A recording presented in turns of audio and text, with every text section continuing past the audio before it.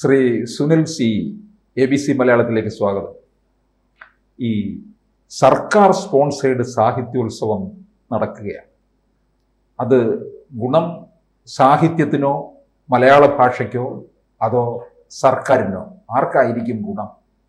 ഈ കേരളത്തിൻ്റെ ഏറ്റവും വലിയ ശാപങ്ങളിലൊന്ന് ഈ അമിതമായ സാഹിത്യോത്സവങ്ങളാണ്. കേരളത്തിൽ മുൻകാല എഴുത്തുകാരെ എടുത്ത് നോക്കുക, അവരുടെ ക്വാണ്ടിറ്റിയും ക്വാളിറ്റിയും നോക്കുക. ഒരുപക്ഷെ OV വിജയൻ അല്ലെങ്കിൽ അതിന് മുമ്പുള്ള എഴുത്തുകാർ, ഇവരാരും ഒരു സാഹിത്യോത്സവത്തിൻ്റെ പ്രോഡക്റ്റ് അല്ല. ഭാഷയ്ക്ക് സംഭാവന ചെയ്യാൻ ഒരു സാഹിത്യോത്സവത്തിനും സാധിക്കുമെന്ന് എനിക്ക് തോന്നുന്നില്ല. ശരിക്കും പറഞ്ഞാൽ സർക്കാരിൻ്റെ PR വർക്കിന് വേണ്ടിയിട്ട് ഒരു ബാനറോ ഒരു ടാഗോ ഉണ്ടാക്കി എന്ന് വേണം നമ്മൾ മനസ്സിലാക്കാൻ. അതിൽ ചർച്ച ചെയ്ത വിഷയങ്ങൾ പോലും രാഷ്ട്രീയ വിഷയങ്ങൾ എന്ന വ്യാജം പറയുന്ന കക്ഷി രാഷ്ട്രീയ വിഷയങ്ങളാണ്. രാഷ്ട്രീയ ബോധം എഴുത്തുകാരനും സാംസ്കാരിക പ്രവർത്തനവും അനിവാര്യമാണ്. പക്ഷേ കക്ഷി രാഷ്ട്രീയ ബോധം ആണോ അനിവാര്യം എന്നുള്ള ചോദ്യത്തിന് ഉള്ള മറുപടിയാണ് ഒരുപക്ഷെ ഈ സാഹിത്യോത്സവത്തിൽ, ഇപ്പോൾ സാഹിത്യ അക്കാദമിയിൽ നടക്കുന്ന സാഹിത്യോത്സവത്തിലെ വിഷയങ്ങളുടെ പഞ്ഞത്തരം എന്ന് പറയുന്നത്. അപ്പം ഭാഷയ്ക്ക് ഗുണമുണ്ടോ എന്ന് ചോദിച്ചാൽ ഒരു ഗുണവുമില്ല. കേരളീയ സംസ്കാരത്തിൻ്റെ വീണ്ടെടുപ്പിനോ പൈതൃകത്തിൻ്റെ നിലനിൽപ്പിനോ വേണ്ടിയാണോ എന്ന് ചോദിച്ചാൽ അതിനും മറുപടിയില്ല. പക്ഷേ നമ്മൾ പറയാറില്ലേ, ഉക്കാസ എന്ന് പറയുന്ന പ്രസ്ഥാനത്തിന് ഒരു നിർവചനം കൊടുക്കാൻ പറഞ്ഞാൽ പുരോഗമനം എന്നത് വെട്ടിയിട്ട് പുരാതന കലാസാഹിത്യ സംഘം എന്ന് പറയുന്നതിൻ്റെ വേറൊരു പതിപ്പായിട്ട് ഇതിനെ കാണുന്നു, അത്രേ ഉള്ളൂ. അല്ല, അതുകൊണ്ട് ഇതിപ്പം സർക്കാരിൻ്റെ പണമാണ്, സർക്കാരിൻ്റെ സ്വയംഭരണാവകാശം ഉള്ള ഒരു സ്ഥാപനവുമാണ് സാഹിത്യ അക്കാദമി എന്ന് പറയുന്നത്. അപ്പോൾ സാഹിത്യ അക്കാദമിക്ക് ഇങ്ങനെയൊക്കെയുള്ള ചില ധർമ്മങ്ങൾ നടത്തുന്നുണ്ടല്ലോ. ഈ ശരിക്കും പറഞ്ഞാൽ നമ്മൾ ആ ലിസ്റ്റ് വിളിച്ചിരിക്കുന്ന എഴുത്തുകാരെ എടുത്തു നോക്കിയാൽ, അല്ലെങ്കിൽ വിളിച്ചിരിക്കുന്ന കലാപ്രവർത്തകരെ എടുത്തു നോക്കിയാൽ, അവർ ഉക്കാസ എന്ന് പറയുന്ന സ്ഥാപനത്തിൻ്റെ അല്ലെങ്കിൽ സാംസ്കാരിക സ്ഥാപനത്തിൻ്റെ സാംസ്കാരിക സംഘടനയുടെ തലയാൾ എന്ന രീതിയിൽ മാത്രമാണ് പലരെയും ക്ഷണിച്ചിരിക്കുന്നത്. അവരതിലില്ലെങ്കിൽ അവരെ വിളിക്കുകയില്ല. ഈ എഴുത്തിൻ്റെ മൂല്യമോ അല്ലെങ്കിൽ അവരുടെ കോൺട്രിബ്യൂഷൻ്റെ മൂല്യമോ ആണോ നോക്കുന്നെങ്കിൽ പല എഴുത്തുകാരും ഇപ്പോഴും പുറത്തു നിൽക്കുകയാണ്. പലരെയും ക്ഷണിച്ചിട്ടില്ല, പലരെയും വിളിച്ചിട്ടില്ല. അപ്പോൾ അതിനർത്ഥം, എന്നിട്ട് ഇതിൻ്റെ കാര്യസ്ഥൻ എന്ന് പറയുന്ന ആള്, സച്ചിദാനന്ദൻ എന്ന് പറയുന്ന കവി, സ്വന്തം പോസ്റ്റ് ഇടുകയാണ്, ഞാനും പങ്കെടുക്കുന്നു. അതായത് ഗുരുവായൂർ കല്യാണം നടക്കുമ്പോൾ വധുവും വരനും തമ്മിലുള്ള കൺഫ്യൂഷൻ ഉണ്ട് എന്ന് പറയുന്ന പോലെ ഇതിൻ്റെ വധുവും വരനും എല്ലാം ഞാൻ തന്നെ എന്ന് പ്രഖ്യാപിക്കുന്ന അപ്രഖ്യാപിത പ്രഖ്യാപനം എന്ന് പറയുന്ന ഒരു രീതിയിലാണ് സച്ചിദാനന്ദനെ നയിക്കുന്നതൊക്കെ. മുമ്പും അവിടെ പല പരിപാടികൾ നടക്കുമ്പോൾ സ്വന്തം പുത്രിക്ക്, സച്ചിദാനന്ദൻ്റെ മകള് കവിയാണ്, ഇംഗ്ലീഷിൽ കവിത എഴുതുന്ന ആളാണ്, അപ്പോൾ സ്വന്തം പുത്രിക്ക് ഫ്ലൈറ്റ് ചാർജ് ഒക്കെ കൊടുത്തു. പക്ഷേ ബാലേന്ദ്രൻ ചുള്ളിക്കാടിന് കാറിൻ്റെ കൂലി പോലും തികച്ചു കൊടുക്കാത്ത വലിയ വിവാദമായിരുന്നു. എൻ്റെ പ്രസംഗത്തിൻ്റെ വില 2500 രൂപയാണോ എന്ന് ചോദിച്ചിട്ട് വലിയ കോളിളക്കം സൃഷ്ടിച്ച ഒരു post, FB post Balendran Chullikkad ഇട്ടിരുന്നു. എനിക്ക് തോന്നുന്നു ബാലേന്ദ്രൻ ചുള്ളിക്കാടൊന്നും ഇനി മേലിൽ ഈ സർക്കാർ സ്പോൺസർ ചെയ്യുന്ന സാഹിത്യോത്സവങ്ങളിലേക്ക് പോകുമെന്ന് ഞാൻ കരുതുന്നില്ല. എന്ന് വെച്ചാൽ ഈ എന്തടിസ്ഥാനത്തിലാണ് എഴുത്തുകാർക്ക് അല്ലെങ്കിൽ സാംസ്കാരിക പ്രവർത്തകർക്ക് വിലയിടുന്നത് എന്നൊക്കെ ഉള്ളത് ചോദ്യചിഹ്നമാണ്.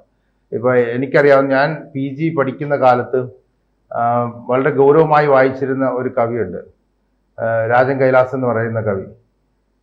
അദ്ദേഹത്തിൻ്റെ പേര് അയാളുടെ കൊച്ചുമക്കളാകാൻ പ്രായമുള്ള പെൺകുട്ടികളുടെ പേരിൻ്റെ അടിയിലാണ് ബ്രോഷറിൽ കൊണ്ടുവച്ചിരിക്കുന്നത്. എന്ന് വെച്ചാൽ നിങ്ങൾ വിളിച്ചോ എന്ന് ചോദിച്ചാൽ വിളിച്ചു, വിളിച്ചില്ലേ എന്ന് ചോദിച്ചാൽ വിളിച്ചില്ല. ഇത് ഒരു തരം അപമാനിക്കലാണ്. ഒരേ സമയം പ്രായത്തെ അപമാനിക്കലാണ്, അനുഭവ പാരമ്പര്യത്തെ അപമാനിക്കലാണ്, അയാളുടെ പോയട്രി എന്നുള്ള തസ്തികയെ അപമാനിക്കലാണ്. അങ്ങനെ പലതരം അപമാനങ്ങളാണ്. അപ്പം ഇതിനെല്ലാം ഉള്ള ഒരു വേദി, അതിൻ്റെ ഇടയിൽ കൂടെ ആരൊക്കെയോ ഈ പറയുന്ന ഉക്കാസ എന്ന് പറയുന്ന ഒരു കള്ളനാമത്തിൻ്റെ പിന്നിൽ കുറച്ച് പേർ അണിനിരക്കുന്നു. അവർക്ക് കിട്ടുന്ന പ്ലേസ്മെന്റ് അത്രയൊക്കെ ഉള്ളൂ. അല്ലാണ്ട് ഭാഷയും സംസ്കാരവും പൈതൃകവും ഒന്നും അല്ല ഇതിൻ്റെ ലക്ഷ്യം. അപ്പോൾ ഈ എഴുത്തുകാരൊക്കെ തന്നെ സർക്കാരിൻ്റെ ഏറാൻ മൂളികളായിട്ടല്ലേ നമുക്ക് തോന്നുന്നത്? സംശയം എന്താണ്, എത്രയോ പേർ അങ്ങനെ നിൽക്കുന്നു ഇപ്പോഴും. ഇപ്പോൾ പിന്നെ സാഹിത്യ അക്കാദമിയുടെ തലപ്പത്തുള്ളവർ, അതിനേക്കാളുപരി പല എഴുത്തുകാരും, മലയാളത്തിലെ പല ഇപ്പോൾ അശോകൻ ചെരുവിനെ പോലുള്ളവരൊക്കെ ഇപ്പോൾ നട്ടുച്ച 12 മണിയാണ്, പക്ഷെ പാർട്ടി പറയുന്നു ഇത് പാതിരാത്രി 12 മണിയാണെന്ന് പറഞ്ഞാൽ ആ നിമിഷം ഇത് നട്ടുച്ച 12 മണിയല്ല, രാത്രി 12 മണിയാണെന്ന് പോസ്റ്റ് ഇടാൻ റെഡിയായി നിൽക്കുന്ന ആൾക്കാരാണ് അശോകൻ ചെരുവിനെ പോലുള്ളവർ. അപ്പം അവരല്ലേ ഇതിന്റെ തലപ്പത്തിരുന്നിട്ട് ഇത് ചെയ്യുന്നത്. അപ്പം അതുകൊണ്ട് അശോകൻ ചെരുവിലിന് PSC മെമ്പറാകാൻ വരെ കഴിഞ്ഞു എന്നുള്ളതാണ്. PSC മെമ്പറായി പല പ്രധാനപ്പെട്ട അംഗീകാരങ്ങളും കിട്ടി. പിന്നെ സാഹിത്യ അക്കാദമിയുടെ വൈസ് പ്രസിഡന്റ് ആവുന്നു. അങ്ങനെ പല ആനുകൂല്യങ്ങളും കിട്ടുന്നു. പക്ഷെ കാലം എന്താണ് നോക്കുന്നത്? വരാനിരിക്കുന്ന കാലം, സമീപ ഭാവി, ഒരു എഴുത്തുകാരന്റെ കോൺട്രിബ്യൂഷൻ എന്തെന്നാണ് നോക്കുന്നത്. ഒ.വി. വിജയൻ അക്കാദമിയുടെ വളപ്പിൽ ഒരിക്കലും എത്തിയിട്ടില്ല.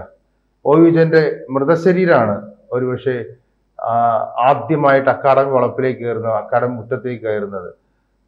അപ്പം അതുകൊണ്ട് ഒ.വി. വിജയൻ വായിക്കപ്പെടുന്നത്. ഒ.വി. വിജയൻ ഇന്നും റീഡ് ചെയ്യപ്പെട്ടിരുന്ന ഒരു ഇന്ത്യൻ പൊളിറ്റിക്സ് കൃത്യമായി അടയാളപ്പെടുത്തി എത്രയധികം കൃതികളുള്ള ആളാണ്. അപ്പം ഞാൻ ഇപ്പോഴും വിശ്വസിക്കുന്ന ഈ തലപ്പത്തുള്ള ഈ അത്യാവശ്യം ഗെയിമിംഗ് നടത്തിക്കൊണ്ടിരിക്കുന്നവരുമൊക്കെ ഈ പറയുന്ന ഈ ചരിത്രത്തിന്റെ വിളുമ്പിൽ നിന്ന് പുറത്താകുകയും ഈ റീഡ് ചെയ്യപ്പെടേണ്ട, പുനഃസന്ദർശിക്കപ്പെടേണ്ട എഴുത്തുകാർ ഒരുപക്ഷെ സ്വീകൃതരാകുകയും ചെയ്യും. അത് ഈ കാലം ഇവരോട് കാണിക്കുന്ന, നല്ല എഴുത്തുകാരോട് കാണിക്കുന്ന നീതിയായിട്ടേ നമുക്ക് മനസ്സിലാക്കാൻ പറ്റുള്ളൂ. ഈ സർക്കാരിൻ്റെ ഈ സാഹിത്യോത്സവം എന്ന് പറയുന്നത് 2ാം പതിപ്പാണ്. ഇത് കൂടാതെ കേരളത്തിൽ സ്വകാര്യ പ്രസാധകർ സാഹിത്യോത്സവം മത്സരിച്ച് നടത്തുന്നുണ്ട്. ഇപ്പോൾ മനോരമ പോലുള്ളവരൊക്കെ നടത്തുന്നുണ്ട്, മാതൃഭൂമി നടത്തുന്നുണ്ട്, DC നടത്തുന്നുണ്ട്. അതിനുമൊക്കെ പോലും സർക്കാർ വാരിക്കോരി പണം കൊടുക്കുന്നുണ്ട് എന്നാണ് ഞാൻ മനസ്സിലാക്കിയെടുത്തോളം. DC ബുക്സിന്റെ പിന്നെ ഫെസ്റ്റിവലിന് ഒരു ഘട്ടം വരെ എനിക്ക് ലാസ്റ്റ് എഡീഷന് പൈസ കൊടുത്തിട്ടില്ലെന്നാണ് ഞാൻ മനസ്സിലാക്കുന്നത്. അതിന് മുമ്പുള്ള എഡീഷൻ വരെയാണ് പൈസ കൊടുത്തിട്ടുള്ളത്.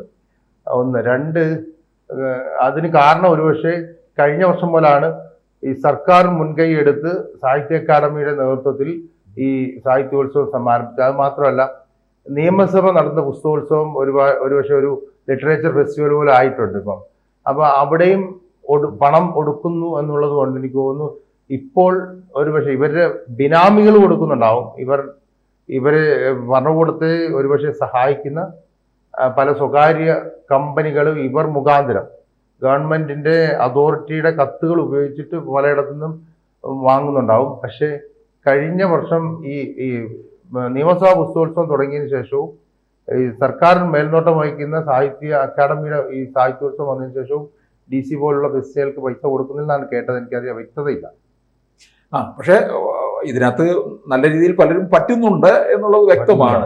ഈ നിയമസഭാ പുസ്തകോത്സവം വന്നിട്ടുണ്ടെന്ന് പറഞ്ഞാലും മറ്റുള്ളവർക്ക്, കാരണം നമുക്കറിയാം മാതൃഭൂമിയുടെ പിന്നെ ശ്രേയാംസ് കുമാറിന്റെ അതാണ്, അതുവഴി ഒക്കെ നല്ല ബന്ധം അവർക്കുണ്ടെന്നുള്ളതാണ്. അപ്പോൾ എന്തായാലും ഈ സാഹിത്യോത്സവം ആരെ ഗുണപ്പെടുത്തുന്നു എന്ന് ചോദിച്ചാൽ നമ്മൾ പറയും സർക്കാരിന് വേണ്ടി മാത്രം ചെയ്യുന്ന ഒന്നായി തീരുന്നു. സർക്കാരിന്റെ PR വർക്കിന്റെ ഭാഗമായിട്ട് ഒരുപക്ഷെ ഈ 2nd എഡിഷൻ സാഹിത്യോത്സവത്തെ കാണേണ്ടി വരും. അതിൽ ചർച്ച ചെയ്യുന്ന വിഷയങ്ങൾ അത്രയും ടിപ്പിക്കൽ കക്ഷി രാഷ്ട്രീയമാണ്.